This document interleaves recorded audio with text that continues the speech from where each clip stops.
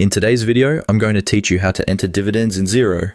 By the end of this walkthrough, you will have a dedicated dividends account set up correctly in your chart of accounts, ready for accurate reporting and easy posting of future dividend transactions. Let's start from the Xero dashboard.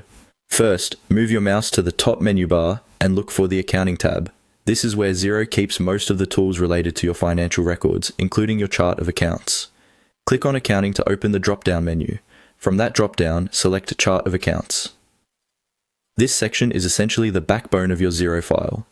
Every transaction you record will use one of the accounts listed here, so it's important to set things up clearly and logically.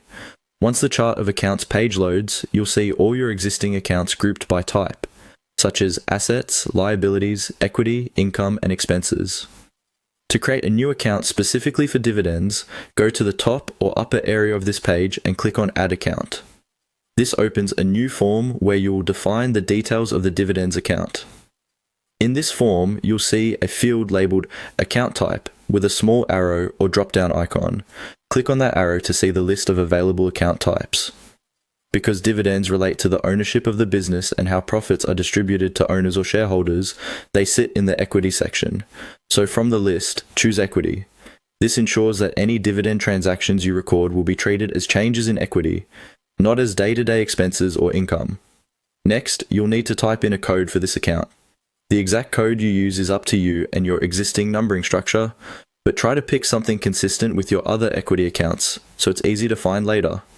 For example, you might follow the same sequence used for other owner-related accounts. The code is what you'll see in reports and when you're coding transactions, so make it logical and memorable.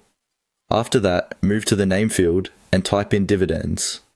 Using a clear, simple name helps anyone working in the file immediately recognize what this account is for.